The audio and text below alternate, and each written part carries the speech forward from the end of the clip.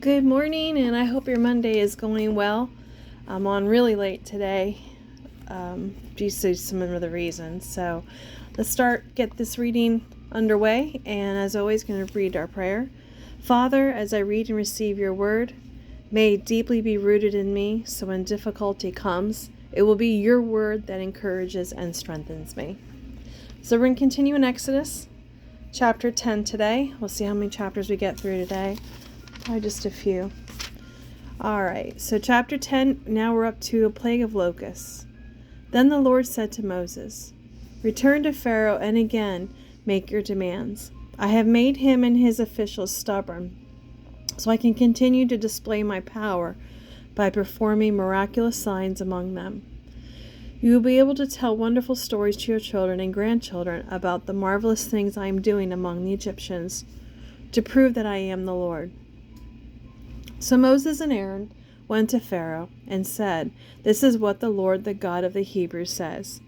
How long will you refuse to submit to see me? Let my people go so they can worship me. If you refuse, watch out. For tomorrow I will cover the whole country with locusts.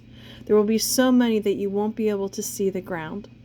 They will devour everything that escaped the hailstorm, including all the trees in the fields. They will overrun your palaces and the homes of your officials and all the homes of Egypt. Never in the history of Egypt has there been a plague like this one." And with that, Moses turned and walked out. The court officials now came to Pharaoh and appealed to him. "How long will you let these disasters go on? Please let the Israelites go to serve the Lord, their God. Don't you realize that Egypt lies in ruins?" So Moses and Aaron were brought back to Pharaoh. "All right. Go and serve your God," he said, "but tell me, just whom do you want to take along?" "Young and old, all of us will go," Moses replied.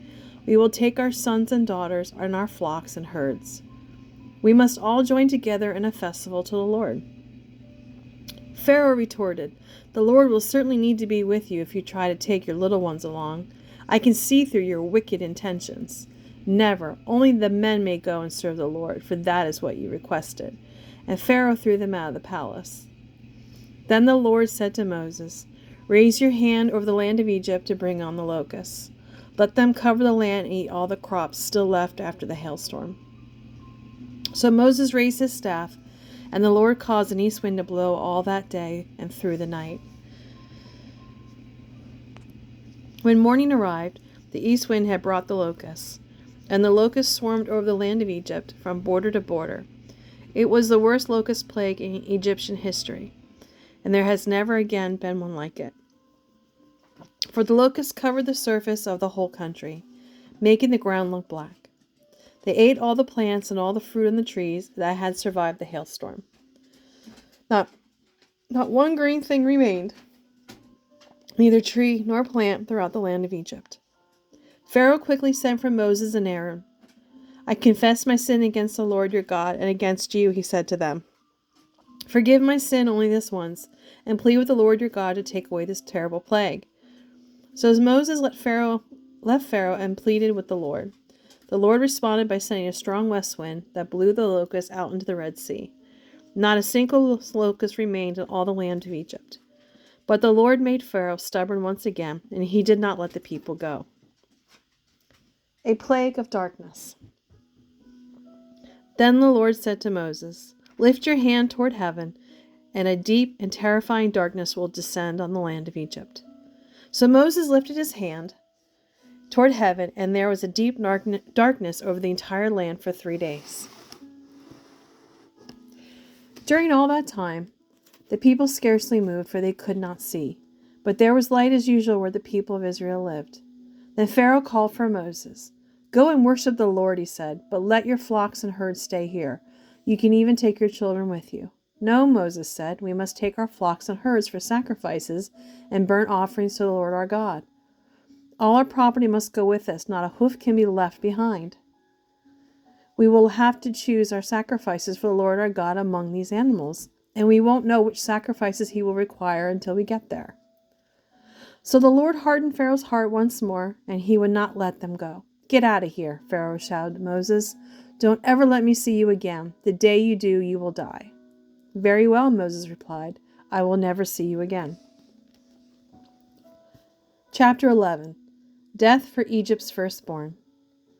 Then the Lord said to Moses, I will send just one more disaster on Pharaoh and the land of Egypt.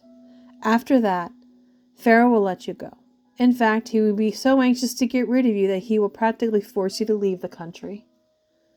Tell all the Israelite men and women to ask their Egyptian neighbors for articles of silver and gold. Now the Lord had caused the Egyptians to look favorably on the people of Israel, and Moses was considered a very great man in the land of Egypt. He was respected by Pharaoh's officials and the Egyptian people alike. So Moses announced to Pharaoh, This is what the Lord says. About midnight I will pass through Egypt. All the firstborn sons will die in every family in Egypt, from the oldest son of Pharaoh, who sits on the throne, to the oldest son of the lowliest slave. Even the firstborn of the animals will die. Then a loud wail will be heard throughout the land of Egypt. There has never been such wailing before, and there never will be again. But among the Israelites will also be peaceful, that not even a dog will bark. Then you will know that the Lord makes a distinction between the Egyptians and the Israelites.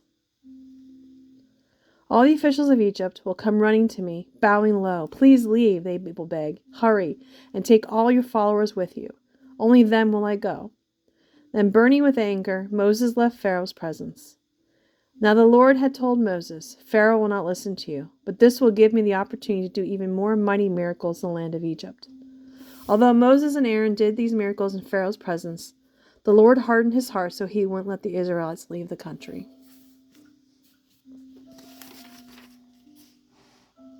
I'm going to end that there today because this will go over well over 10 minutes the next chapter. So I will pick up with chapter 12 tomorrow, since the past 2 days have been like 15-minute videos.